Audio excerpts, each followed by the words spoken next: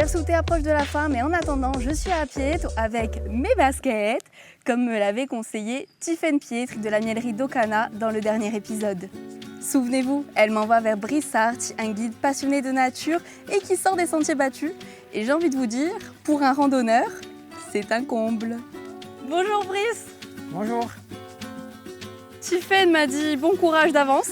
Est-ce qu'il faut que je m'inquiète? Quel est le programme? Non, faut pas s'inquiéter, ça va être un bon moment, mais ça se mérite un bon moment. Donc, du coup, on va quand même marcher un petit peu, mais vous avez les baskets dans les mains, je les vois. Donc impeccable.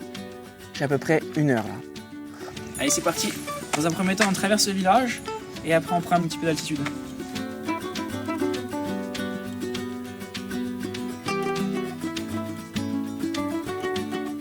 Ma vision de la montagne, c'est une partie très importante du patrimoine de la Corse et de la vie des Corses. Donc des fois peut-être qu'on l'oublie un petit peu, mais l'idée c'est de la faire connaître aux gens qu'on emmène en montagne et surtout de leur rendre accessible parce que la montagne corse elle a un caractère très dur, très fort avec beaucoup de pierres, souvent de la randonnée difficile. Donc l'idée c'est qu'ils puissent toucher ça du doigt, mais en y arrivant, en se mettant à leur niveau et en leur partageant toutes les connaissances qu'on peut leur partager. Et est-ce qu'allier nature et tourisme, ce n'est pas un peu paradoxal? Si on a un petit penchant écologique, on peut se poser la question en effet, parce que le tourisme ça repose sur du voyage, donc des déplacements de masse, de population, donc des bateaux, des avions.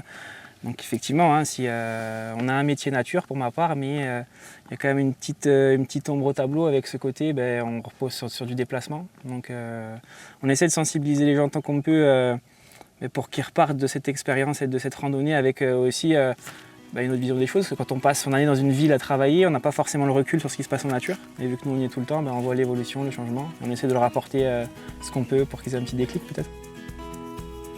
Là, on arrive au paradis là. Moi j'ai fait beaucoup de montagnes en Corse et des spots comme ça, avec une vue comme ça, moi j'en connais pas énormément.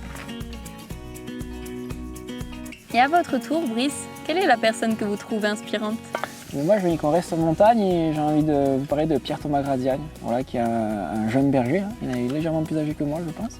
Pour moi il représente le maintien des traditions, du pastoralisme, de la fameuse transhumance à montagnère en Corse et du coup je trouve que c'est important d'en parler. C'est un petit peu la randonnée idéale pour les opacarophiles. Moi je le connais pas ce mot, il faut m'expliquer et je le connais pas ce mot, il faut que tu m'expliques. Les passionnés du coucher de soleil. Ok, j'aurais pris un mot, mais moi ce que je te propose c'est de prendre un petit café, hop. Parce que j'ai monté pour passer un bon moment. Je garde un souvenir de nous. Merci On à toi. sourit.